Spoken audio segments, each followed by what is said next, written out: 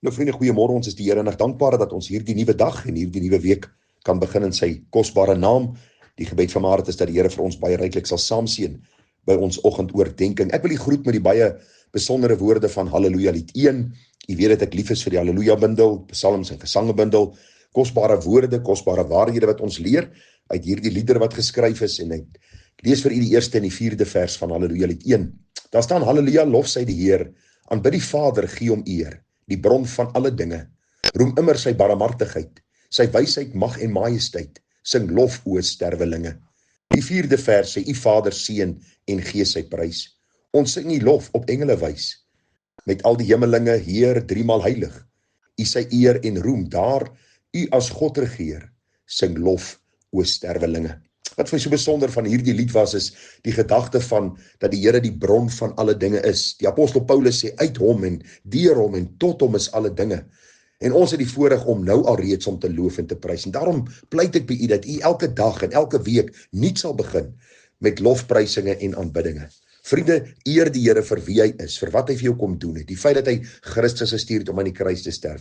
Die feit dat hy jou versorg en daagliks dra. Al gaan jy deur stryd, beproewinge, siekte, weet dat God is getrou. En hy sit op die troon van die hemel en hy is ook in besonder by sy kinders. Hy het 'n besondere belang by sy kinders. En hy sê hy sal ons nooit begewe en nooit verlaat nie.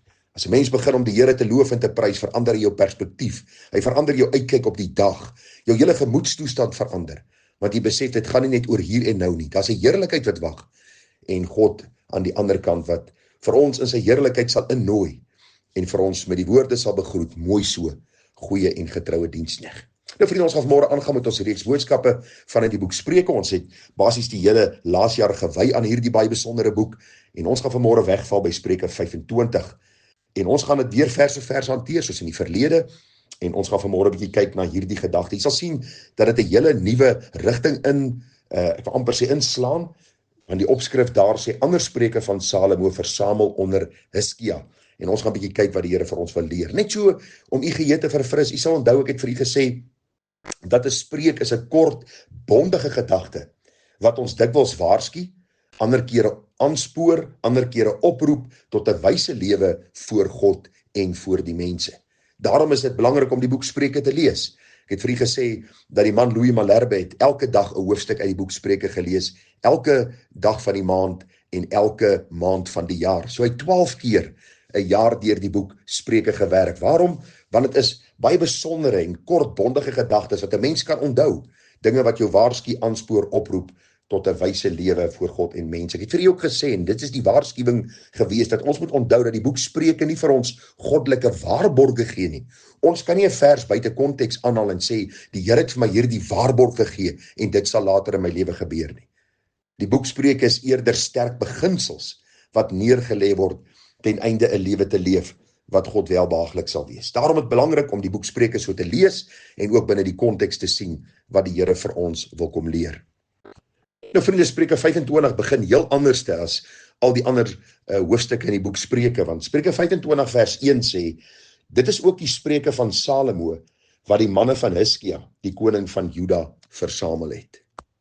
Nou vriende, hierdie spreuke, of Spreuke 25 begin met so plus minus 100 spreuke, wat hierdie skrifgeleerdes dan van Hiskia versamel het, wat in besonder gaan oor die koning, oor leierskap, oor mense wat in posisies van leierskap is, en u gaan sien hoe wonderlik hierdie waarhede ook van toepassing is op ons.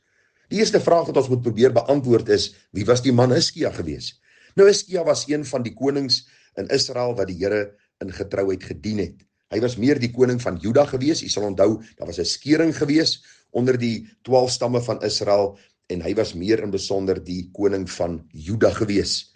Die Bybel sê vir ons dat Hiskia was 'n man wat die Here gedien het. U kan gaan lees van sy lewe in 2 Konings 18 tot 20, 2 Kronieke 29 tot 32 en ook Jesaja 39 tot 39, 36 tot 39. Nou vriende, u sal sien dat Hiskia se pa glad nie die Here gedien het nie. Dit is my so treffend gewees toe 'n bietjie navorsing doen oor hierdie man Hiskia. Hiskia se vader was 'n goddelose man. Dit is 'n man wat afgodediens in die volk Israel ingebring het. 'n Man wat God gehaat het en die tempeldiens ek wil amper sê tot stilstand gebring het, die offers wat gebring was en alles, en hy het so ver gegaan om die tempel toe te spyker die deure toe te maak dat niemand in die tempel kon ingaan nie. En toe sy sien Hiskia aan bewind kom, het hy hierdie tempel weer herstel, hy het afgodsaltare vernietig.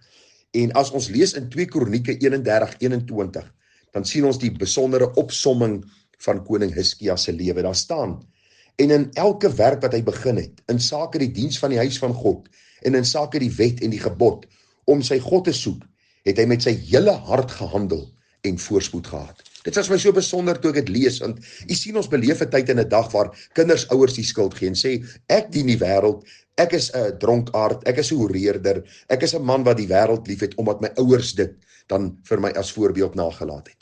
Hiskia kom leer vir ons net die teenoorgestelde. Niemand kan 'n ander een die skuld vir sy sonde gee nie. Hiskia se pa was 'n godlose man, Hiskia het God gedien, hy het God se woord lief gehad. Die Bybel sê vir ons, hy het gewandel volgens die insettinge. Sy hele hart was gefokus daarop om God te verheerlik. Daarom onthou, ons kan nie ander een blameer vir ons sonde nie. Die Here sê struikelblokke gaan kom. Dis onvermydelik en die Here gaan daardie struikelblokke en daardie mense wat 'n struikelblok in my weggelê het, gaan die Here verseker oordeel. Maar onthou, ek het geen verontskuldiging nie. Ek kan nie eendag vir die Here sê, is omdat my pa of my ma so gemaak het, dat ek so gemaak het, en hulle moet eintlik die skuld dra vir my sonde nie. Daarom Hiskia die pragtige voorbeeld van 'n man wat 'n godlose vader gehad het, wat dan hom bekeer het met sy hele hart tot die Here en die Here gedien het, en as koning nie onder die druk gesoog het van die tyd, waar goddeloosheid geheers het nie, maar die volk tot herstel teruggebring het, waar hulle die tempeldiens weer ingestel het, die offers en die afgodsaltare vernietig het en die Here verheerlik het. Nou vriende, hierdie spreuke wat die skrifgeleerdes van Hiskia versamel het, is so plus minus 250 jaar na Salomo se dood gedoen. Juis om hierdie spreuke dan te versamel sodat die koning kan hoor wat God se opdragte ook vir leiers is. En dis baie belangrik, wat u sien, dis nie net vir die koning van toepassing nie. Enige leier het nodig om te hoor wat die Here ook in hierdie hoofstuk 25 en verder vir ons wil sê. Want jy sien, ons het verskillende leiers in ons land, ons het nie 'n koning nie, so ons kan nie sê Spreuke 25 is nou nie op ons van toepassing omdat ons nie 'n koning het nie. Ons het 'n staatspresident en ons het 'n kabinet en ons het burgemeesters en ons het mense wat in die stadsrade dien en ons het die polisie en die justisie en ons het onderwysers en lektore en ouers en predikante en so kan ons die leierskorps in ons land by die name noem. Leiers is leiers en daarom het 'n leier 'n hoër verantwoordelikheid as die res. En 'n leier moet ander begelei om hom te volg en dat ons almal die gesindheid sal hê wat die apostel Paulus gehad het. Wees my navolger soos ek dit van Christus is. En daarom pleit ek by jou dat jy vanmôre ook saam met my sal luister wat die Here vir ons wil kom leer oor hierdie baie belangrike saak. Ons gaan môre aangaan met vers 2 en 3 waar ons bietjie gaan praat oor dit is die eer van God om 'n saak te verberg, maar die eer van 'n koning om 'n saak na te speur. Maar so inleidend wil ek net vir u sê. In die eerste plek, begin u dag met lofprysing en aanbidding. Begin u dag om eer te bring aan die naam van die Here. Baie belangrik, kyk na die voorbeeld van 'n man Hiskia.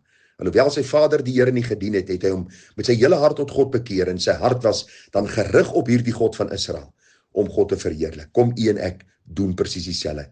En mag die Here ook vir ons wysheid gee.